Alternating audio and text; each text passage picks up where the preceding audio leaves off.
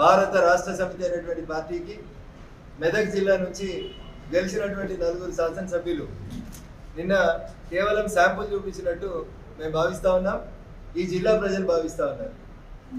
కప్పిపుచ్చుకున్నందుకు కొద్దిసేపటి క్రితం మళ్ళీ బలవంతంగా తీసుకుపోయి వాళ్ళ 4 కూర్చోబెట్టి మళ్ళీ ప్రెస్ మీట్ పెట్టించినట్టు కనబడుతుంది.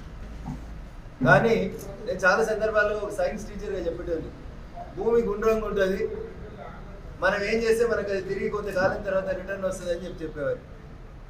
కీళ్ల నొప్పులు, ఊపిరితిత్తుల సమస్యలతో బాధపడుతున్నారా? ఆర్ఎన్సి super speciality hospital, Chintal Quthbullapur. మీరు అధికారంలో ఉన్నప్పుడు ప్రోటోకాల్ అనే పదానికి అర్థం లేకుండా చేశారు. ఎమ్మెల్యేలు పార్టీ ఎందుకు మారుతున్నారు సార్ అంటే, నియోజకవర్గాల్ని అభివృద్ధి చేసుకోవాలంటే అధికార పార్టీలోకి రావాలి. ప్రజలే వాళ్ళని దోలిస్తున్నారు. ఇది బామర్దులు వల్లించినటువంటి భగవద్గీత.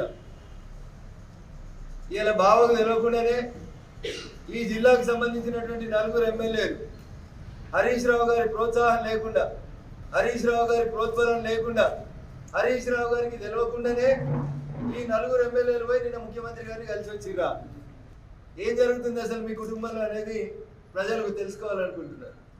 మీ కుటుంబ పాలన వద్దని పంపించిన తర్వాత కూడా ఇంకా షాట్ల తౌడు వస్తే కుక్కలు కొట్లాడినట్టు ఒకరు తూర్పు ఒకరు పడమర కొట్లాడుతూ ఈ రాష్ట్ర రాజకీయాల్ని భ్రష్టు పట్టించేటువంటి కార్యక్రమాన్ని మీరు ఇంకా కొనసాగిస్తూ సన్నాయి నొక్కులు నొక్కుతారు. ఉద్యమకారులకు ఇస్తాం, కార్యకర్తలకు ఇస్తామని చెప్పి 20 ఏళ్ల తర్వాత యాదికి వచ్చినట్టు ముచ్చట చెప్తూ మెదక్ ఎంపీ బీఫామ్ని ఆల్రెడీ ఒక ఆయనకు అమ్మేసుకున్నారని, భూముల అరకొండలకి, రింగ్ రోడ్ని వంకర్లకు తిప్పిన వాళ్ళకి అమ్ముకున్నారని చెప్పి ఒకవైపు ప్రచారం జరుగుతున్నటువంటి ఈ తరుణంలోనే మొన్న సాయంత్రం ఫామ్ హౌస్కి చేరుకున్నటువంటి ముఖ్యమంత్రి గారి తనయ తాను మెదక్ ఎంపీ నుంచి పోటీ చేస్తానని, తన తండ్రి మీద కుటుంబం మీద ఒత్తిడి తెస్తుందని తెలుసుకున్నటువంటి సిద్దిపేట శాసనసభ్యులు ఈ పెంటంతా నాకెందుకని బహుశా ఈ 4 ఎమ్మెల్యేలు ఉన్నట్టు వార్నింగ్ ఇచ్చే రూపం లోపల పంపించినాడని చెప్పి ప్రజలందరూ భావిస్తూ ఉన్నారు.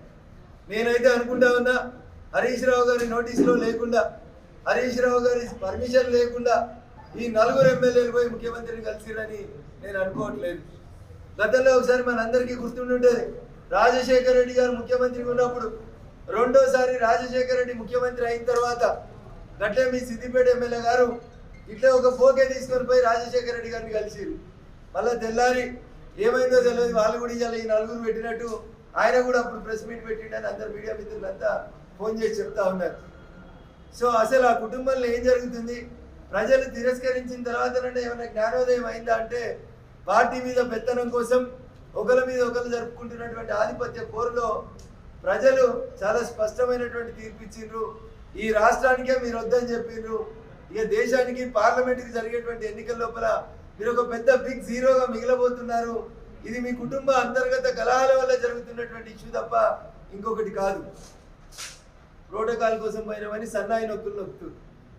ఈ సన్నాయి నొక్కులు నొక్కుతున్నటువంటి వాళ్ళల్లో ఒక ఆయన ఇంతకుముందు మెదక్ పార్లమెంటు నుంచి ప్రాతినిధ్యం వహిస్తుండే. ప్రోటోకాల్ అంటే ఏందో ఆయనకి ఏమైనా అర్థమైందేమో అప్పుడు అడగాలి. ఇవాళ ప్రోటోకాల్ యాదికి వచ్చిందా? 2 రోజులు పోలీసు వాళ్ళు ఎస్కార్ట్ రాకపోతే మీకు భయం అవుతుందా? ఇప్పుడు ప్రోటోకాల్ ఎందుకు? మీరు అధికారంలో ఉన్నప్పుడు ప్రతిపక్ష ఎమ్మెల్యేలకు కనీసం నియోజకవర్గ అభివృద్ధి నిధులు కూడా ఇవ్వకుండా కళ్యాణ లక్ష్మి చెక్కులు పంపాలంటే ముగ్గురు ఎమ్మెల్సీలు, ఎంపీలు, జిల్లా పరిషత్ చైర్మన్లను పంపించి ప్రతిపక్ష ఎమ్మెల్యేలను ఇబ్బంది పెట్టిన రోజు ఈ జ్ఞానం లేదా మనకి? ప్రోటోకాల్ అంటే ఆ రోజు తెలియదా? జిల్లా ఇన్ఛార్జి మంత్రి అనేటువంటి అడ్డం పెట్టి ఎమ్మెల్యేలకు వచ్చినటువంటి నిధులని దోసుకపోతే చివరికి కోర్టుకు పోయి పిటిషన్ వేసుకోవాల్సినటువంటి దుస్థితిని కల్పించారు. ఎవరు తెచ్చిరు ఈ దుష్ట సంప్రదాయాన్ని? భారత రాష్ట్ర సమితి అనేటువంటి మీరు, మీ నాయకుడు చంద్రశేఖరరావు గారి నాయకత్వంలో మీరు ప్రతిపక్షాలను నిర్వీర్యం చేసుకోవాలని చూస్తే నీవు నేర్పిన విద్యయే కదా నీరజాక్ష అని. ఇలా 4 పోయారు, రేపు ఇంకో 5-6 పోతారు. మొత్తం 26 మంది జమ అయినాక నువ్వెట్లయితే కండువాలు కప్పినవో రేపు కాంగ్రెస్ పార్టీ కూడా నీకు అదే బుద్ధి చెప్తుంది. దాంట్లో ఇంకా డౌట్ ఏముంది? క్రిస్టల్ క్లియర్ కనబడుతుంది. నువ్వు కూడా అట్లే ఇద్దరిని నియోజకవర్గ అభివృద్ధి కోసమని, ప్రోటోకాల్ కోసమని నువ్వు కూడా గిట్లే కలిసినావు కదా అప్పుడు ఇద్దరిని కోసమని, నువ్వు కూడా గిట్లే కలిసినావు కదా అప్పుడు ఇద్దరిని, అప్పుడు 4 కలిసి మొత్తం నీకు 2/3 వచ్చిన తర్వాత ఒకటే రోజు కండువాలు కప్పి విలీనమైంది అన్నావు ఎల్పి. ఇలా ఏం జరుగుతుంది? భూమి గుండ్రంగా టర్న్ అవుతా ఉంది. కాకపోతే నువ్వు చేయడానికి నీకు 7 ఏళ్ళు పట్టింది, వాళ్ళకి 7 నెలలు కూడా అవసరం లేనట్టుంది బహుశా కాంగ్రెస్ పార్టీ. ఎందుకంటే శతాధిక వృద్ధురాలు కాబట్టి, 100 సంవత్సరాల ఎక్స్పీరియన్స్ ఉంది కాబట్టి, నీలాంటి వానికి సరి అయినటువంటి రీతిలో బుద్ధి చెప్పేందుకు నీ సొంత ఎమ్మెల్యేలు, ఆఖరికి నీ అల్లుడు, వీళ్ళంతా కలిసి నీకేదో చేస్తున్నారనేది నీకు అర్థం కావాలి. అందుకని తెలంగాణ సమాజానికి, తెలంగాణ మేధావులందరూ కూడా నేను ఒకటే అప్పీల్ చేయదలుచుకున్నాను. రానున్నటువంటి పార్లమెంట్ ఎన్నికలలో బారాసా కోటేస్తే అది కోమటి చెరువు లేచినట్టు అవుతుంది, హుస్సేన్ సాగర్ లేచినట్టు అవుతుంది, మూసీ నది లేచినట్టు అవుతుంది తప్ప ఒక్కరికి కూడా ఉపయోగం ఉండదు.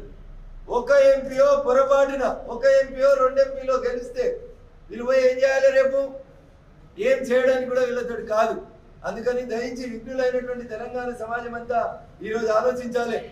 ప్రపంచమంతా నరేంద్ర మోడీ గారి నాయకత్వాన్ని స్వాగతిస్తూ ప్రపంచమంతా రామమయం వైపు నడుస్తూ ఉంటే ఈ రోజు మరి తెలంగాణ సమాజం ఎడిపోతుంది.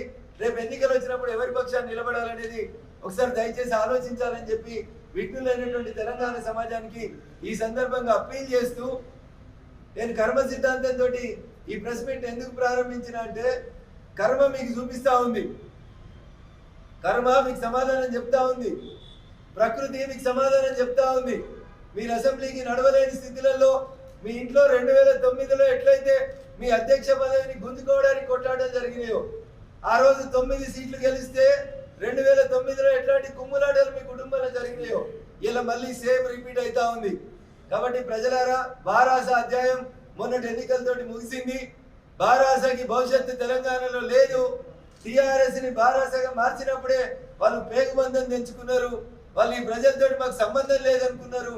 ఇప్పుడు కూడా వాళ్ళు ఎంతసేపు ఎంపీ టికెట్లని ఎట్లా అమ్ముకుందాం, ఎట్లా డబ్బులు సంపాదించుకుందాం అనేటువంటి ఆశతోటి తప్ప ఈ తెలంగాణ సమాజానికి తెలంగాణతోటి బారాసతోటి ఉపయోగం లేదు. కాబట్టి ప్రజల